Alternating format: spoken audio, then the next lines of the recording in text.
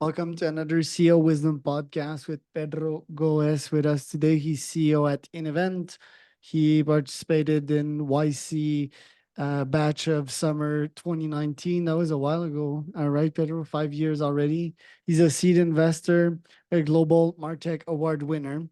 This pod is brought to you by podpair.com. If you want to start a podcast, scale a podcast, go to podpair.com. Pedro, welcome to the pod. Tell me a bit more about yourself and what you're up to nowadays. Thank you, Charles. It's very exciting to be here. We started back in event back 2019, and the company actually we have over 10 years of experience in the space. We had a previous business in the same industry, and it's really exciting. It was a good timing. The pandemic came in, and was a lot of opportunities for virtual services, and um, and we have been able to raise a lot of money and bring a very nice team because of that. So I've it was really exciting times, and then we had such a dynamic post-pandemic period, and a lot of companies went out, and we're still here, with our over 100 inventors right there. Yeah. What did you learn from your time at YC? Well, I think we learned the difference between planning and executing, right? Once you think about something, YC is really good at getting you to do that today, right? It doesn't matter if, oh, you have a long-term plan, like what they really focus on is what you can do today. And we always had these weekly sprints that we had to show progress. And so what can we do this week? What can we do? And that was always the progress that we focus on. So it took as a lesson. So that's what we apply on the business every day. What can we do today, especially on events? What's the deadline and what much can we do for this client specifically here? And it really made us more efficient to be able to deal with overall implementations and such. Yes. Right, and you've invested in a couple of companies since then. How did that came about? So yeah, we do. I do a little bit of seed investment, although I'm more focused on traditional investments overall. But the seed companies that we did invest, it's still in the process. Still great companies, but they didn't exit yet. So hopefully that's going to yield good results. One thing that I also do on my free time after work hours is I'm also a mentor on a couple of platforms that I help with. I think that's something that as a person growing up, in my early teens and 20s as well, like I've had the chance to have great mentors that guided me through the process of raising money and applying to Y Combinator, and I'm very thankful for that. So I dedicate 2, 3 hours of my time every week back to mentoring. I help people that are, it can be young, can be old, but people that are looking for experience that I know and that I can share. So that's something that I've been very grateful to have this opportunity to get back to them. Yeah. And what do you often see in your mentees? What are their struggles? What advice do you often have for them? I think most people, it's their first time, either like trying to start a business. So things that for us that we may take for granted now, a lot of people are worried about, like how do you find the first client? How do you actually get to open a company? How do you develop which trade shows you should apply for? Like how are you going to be able to, how much money should you raise? And even how to contact investors. Like such such questions are really good because it brings back to your days and you show that's not really complex. It's a step-by-step process. If you can do one thing at a time, like you're going to be able to later go back and say, look, I've accomplished 100 steps now. So that's, I think, is the key for any successful businesses. Yeah. Right. And when did you knew at the time that you had a product market fit with InEvent, and how many pivots needed to happen before you did have that PMF? Yeah, I think the first thing that you gotta learn is really listen to the client, be able to understand if what you're doing is something that clients are, willing to pay for it, not just use the product, but really become paying clients. And we had the chance to see this very clearly once we were in the pandemic years. Like we had a lot of clients really purchasing the product and using that. And later, once they started using certain segments of our product, like integrations and certain, for example, long-term badge printing solutions that we offered, they were really into it. So they were like renewing the contracts. Sometimes they were like 2, 3 year contracts. So we thought, oh, that's a really interesting product. More recently, we launched something called Photo Match AI, which it's one of our main interactions of AI. We tried, I think, 6 or 7 products already, but Photo Match specifically allows you to take photos and people find them later automatically just by using your profile picture. And that is something that's got a lot of traction.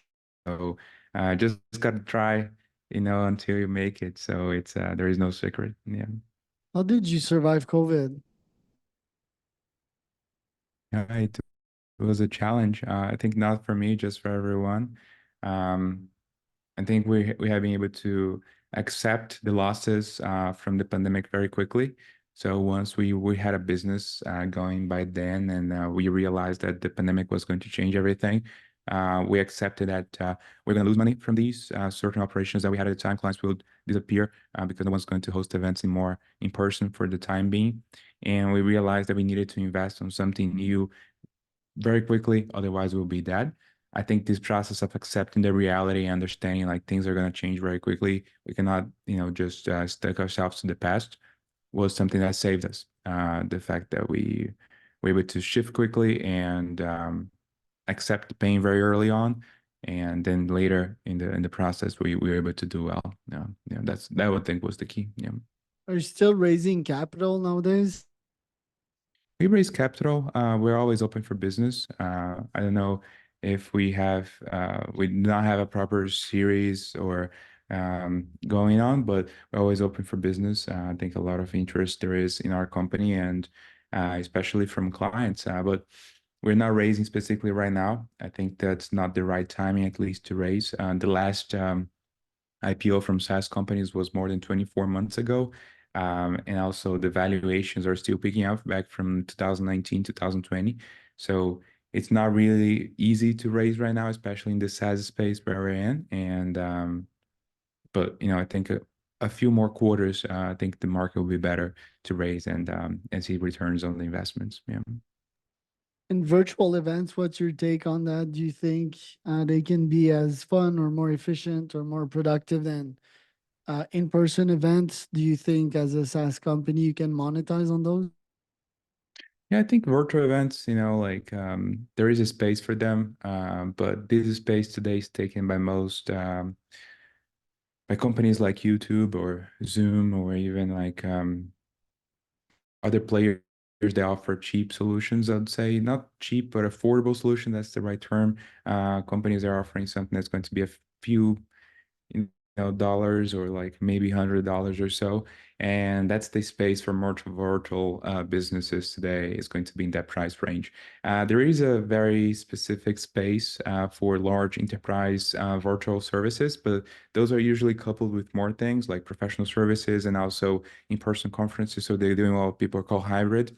There is a space for that, but I'd say that just virtual, it's a challenging space unless you are either very affordable or providing integrations with other players. Yeah.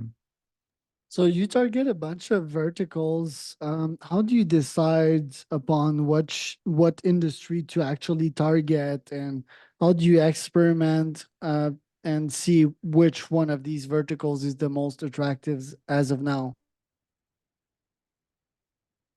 Yeah, that's a great question. I think once we started as the business development process, we came up with, things where we thought that clients will be wealthy and they would have revenue to, aim for services that would, cater for them.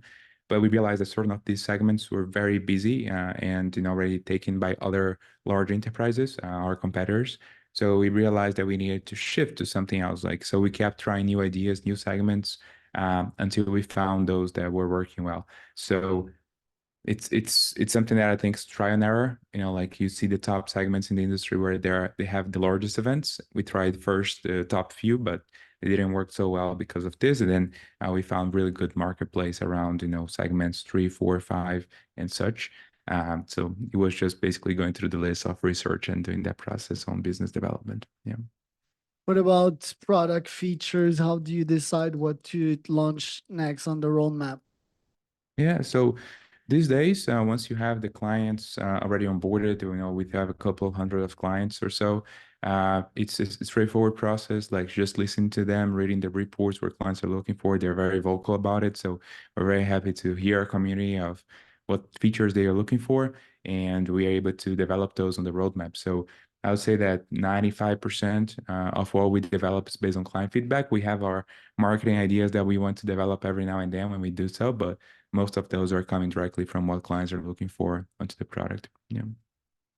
And about your pricing, it's interesting. It's 6K for one event or 9K for 1 year. It's just kind of a no-brainer. How did you decided on what was the right pricing for the software?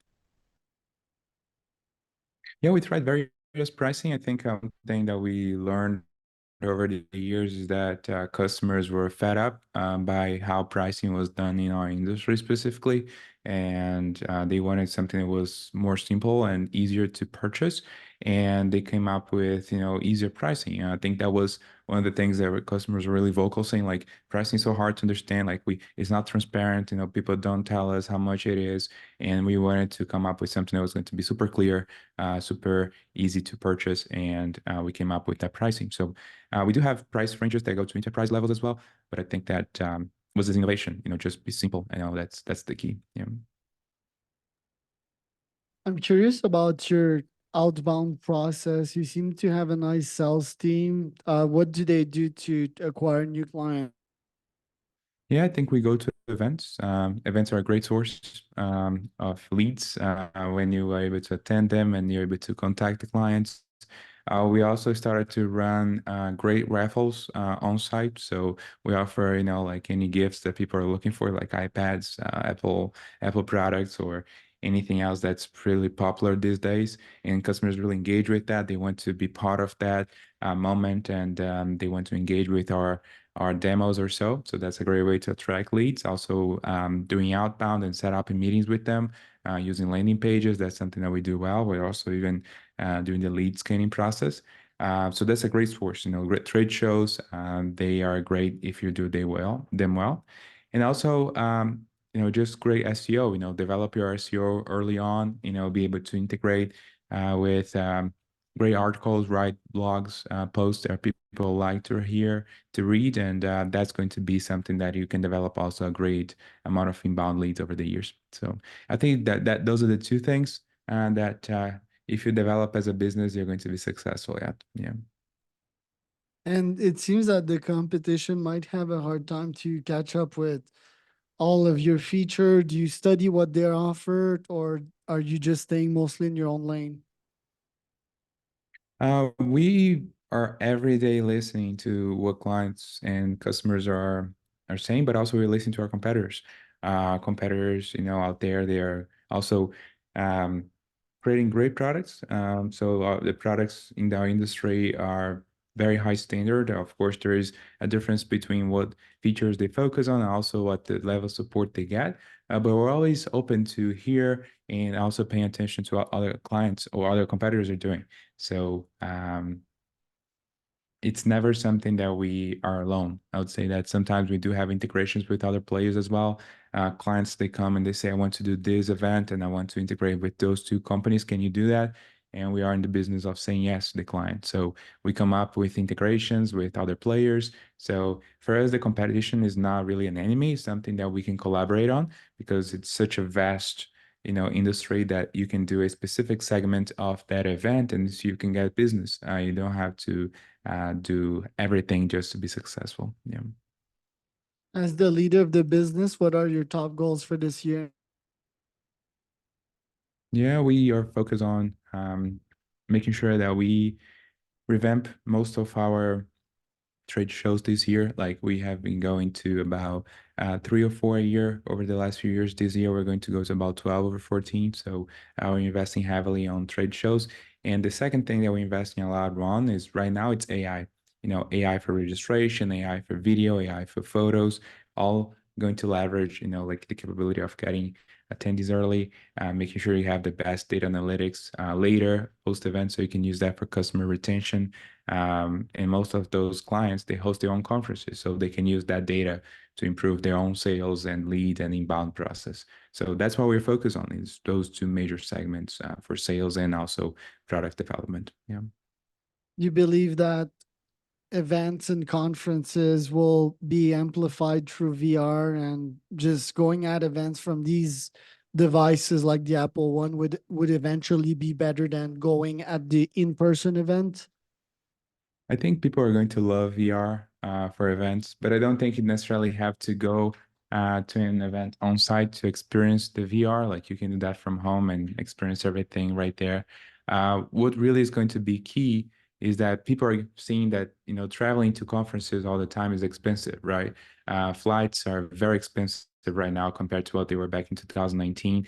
And, you know, if you're going to send someone to a conference, you have to pay for flights, you have to pay for hotels, for food, and you know the standards today are very high, especially in America. So um, people are seeing that sometimes it's best not to send a crew there, but maybe you know stay at home, engage with a virtual offering or so, or maybe sometimes just have one person from the team going there and the others can receive the hybrid offering of the event.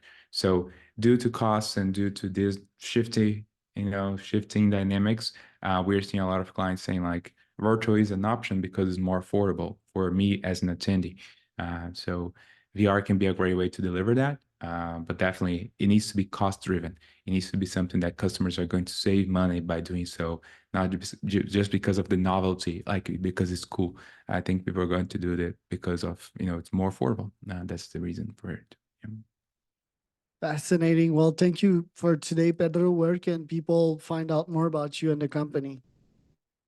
Of course, if you want to engage with us, inevent.com, it's our website. You can find me on LinkedIn as well. Just search for Pedro Góes, and that's me right there. And we can engage and maybe help you with your events. It can be hybrid, in person, virtual, anything we can help you with. All right.